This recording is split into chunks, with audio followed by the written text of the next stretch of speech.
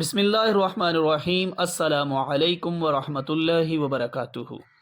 رمضان المبارک خیر و برکت، رحمت، مغفرت کا مہینہ ہے۔ رمضان المبارک میں خاص واقعات: 3 رمضان المبارک کو حضرت فاطمۃ الزہرا رضی اللہ تعالی عنہا کا انتقال ہوا، اور 10 رمضان المبارک کو محمد بن قاسم فرشتہ رحمت بن کر سندھ آئے اور راجہ دہر ہندو اور اس کے لشکر کا مقابلہ کیا اور ملتان تک اسلام کا جھنڈا لہرایا۔ 11 رمضان المبارک آپ صلی اللہ علیہ وآلہ وسلم فتح مکہ کے لیے روانہ ہوئے۔ 20 رمضان المبارک 8 ہجری مکہ فتح ہوا۔ 360 بت اللہ کے پاک گھر میں رکھے ہوئے تھے، گرائے توڑے گئے اور اللہ کے گھر کو صرف اللہ تعالیٰ کی اطاعت و بندگی کے لیے صاف کر دیا گیا۔ 10 یا 11 رمضان المبارک میں حضرت خدیجۃ الکبریٰ رضی اللہ تعالی عنہا کا انتقال ہوا۔ 15 رمضان المبارک میں شہید کربلا حضرت حسین رضی اللہ تعالی عنہ کی ولادت ہوئی، اور 17 رمضان المبارک میں اسلام اور باطل کے درمیان فیصلہ کن معرکہ غزوہ بدر پیش آیا۔ کفار و مشرکین کو شکست فاش ہوئی اور اللہ تعالی نے مسلمانوں کی فرشتوں کے ذریعے مدد فرمائی۔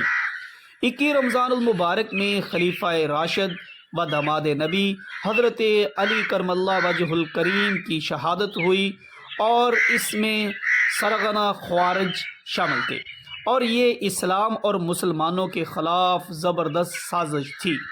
یاد رکھیں، یہ واقعات ایک سال کے رمضان المبارک میں پیش نہیں آئے، بلکہ مختلف سالوں میں پیش آئے۔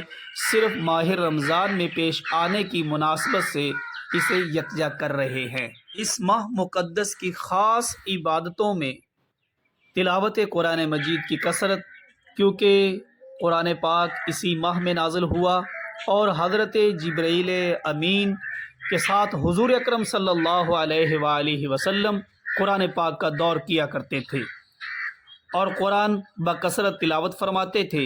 اسی طرح صحابہ کرام رضوان اللہ علیہ اجمعین، تابعین، بزرگان دین بھی خاص طور پر قرآن کریم کی تلاوت زیادہ فرمایا کرتے تھے۔ اس ماہ میں لیلۃ القدر کی رات آتی ہے، جس میں عبادت کرنا 1000 مہینوں کی عبادت سے افضل ہے۔ پھر اس میں اعتکاف کی عبادت آتی ہے۔ حضور اکرم صلی اللہ علیہ وآلہ وسلم خود بھی اس ماہ میں رمضان میں اعتکاف فرماتے اور صحابہ اکرام رضوان اللہ علیہ اجمعین کو بھی ترغیب دیتے۔ آخری جمعۃ الوداع بھی بڑی فضیلت کا حامل ہے۔ اگلی صفوں میں شامل ہو کر نماز کا اہتمام کرنا۔ آخر رمضان المبارک میں صدقہ فطر بھی بہت بڑی فضیلت ہے۔ آخری رات عید کی، جس کو لیلۃ الجائزہ کہا جاتا ہے، اس رات میں عبادت کرنا بڑا ثواب ہے۔ یہ مقدس مہینہ اسلام کے اہم ترین باعظمت رکن روزے کو پورا کرنے کا ذریعہ اور مسلمانوں کے لیے رضا الہی حاصل کرنے اور قرب خداوندی حاصل کرنے کا موقع ہوتا ہے۔ اس ماہ کو نزول قرآن کی ابتدا کا شرف حاصل ہے۔ اس ماہ کی صحیح قدردانی کرنی چاہیے، اس کے حقوق کی ادائیگی کی کوشش کرنی چاہیے۔ اللہ تعالیٰ کی اس دولت سے بے بہا کو خوب لوٹنا چاہیے۔ ماہ رمضان المبارک رحمت، خیر و برکت، مغفرت، دوزخ سے خلاصی و سلامتی حاصل کرنے کا مہینہ ہے۔ اللہ تعالیٰ کو راضی کرنے کا مہینہ ہے۔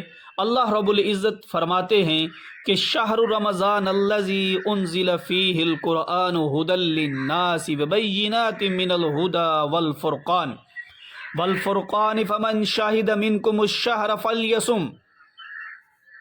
قرآن و روزے کے متعلق کہ ماہ رمضان کا وہ مہینہ جس میں قرآن نازل کیا گیا، جو لوگوں کے لیے ہدایت کا ذریعہ ہے اور واضح نشانیاں، ہدایت اور حق و باطل کے درمیان فرق کی گئی ہیں۔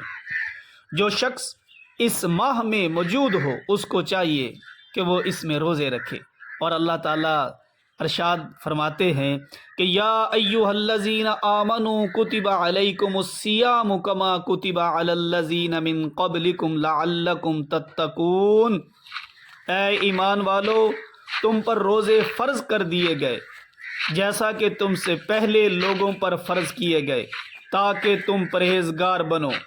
اور حضرت ابو ہریرہ رضی اللہ تعالیٰ عنہ سے روایت ہے کہ ماہ رمضان کس قدر رحمتوں اور برکتوں کا مہینہ ہے۔ دیکھیں حضرت ابو ہریرہ رضی اللہ تعالیٰ عنہ راوی ہیں کہ رسول اللہ صلی اللہ علیہ وآلہ وسلم نے فرمایا کہ جب ماہ رمضان شروع ہوتا ہے تو آسمان کے دروازے کھولے جاتے ہیں اور دوزخ کے دروازے بند کر دیے جاتے ہیں، نیز شیاطین کو قید کر دیا جاتا ہے۔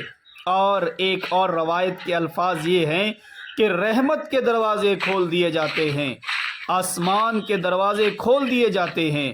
مطلب یہ ہے کہ اس ماہ مقدس کے شروع ہوتے ہی اللہ تعالیٰ کی رحمت پہ در پہ نازل ہونا شروع ہو جاتی ہے اور بندوں کے اعمال نیک بغیر کسی مان و رکاوٹ کے قبول ہوتے ہیں، قبولیت کا دروازہ کھل جاتا ہے۔ بندہ جو جائز دعا مانگتا ہے وہ بارگاہ الہیت میں شرف و قبولیت سے سرفراز ہوتی ہے۔ جنت کے دروازے کھل جانے کا مطلب یہ ہے کہ بندوں کو ان اعمال صالحہ کی توفیق نصیب ہوتی ہے جو جنت میں جانے کا ذریعہ ہے۔ دوزخ کے دروازے بند کر دیے جاتے ہیں کا مطلب یہ ہے کہ روزہ دار عموماً ایسے کاموں سے بچا رہتا ہے جو دوزخ میں داخل ہونے کا باعث ہیں۔ روزہ دار جب کبیرہ گناہوں سے بچتا ہے تو صغیرہ گناہ روزے کی برکت سے معاف کر دیے جاتے ہیں۔ شیاطین جو سرکش اور سرغنہ ہوتے ہیں ان کو زنجیروں میں باندھ دیا جاتا ہے اور ان کی وہ قوت سلب کر لی جاتی ہے کہ جس کی وجہ سے وہ بندے کو بہکانے پر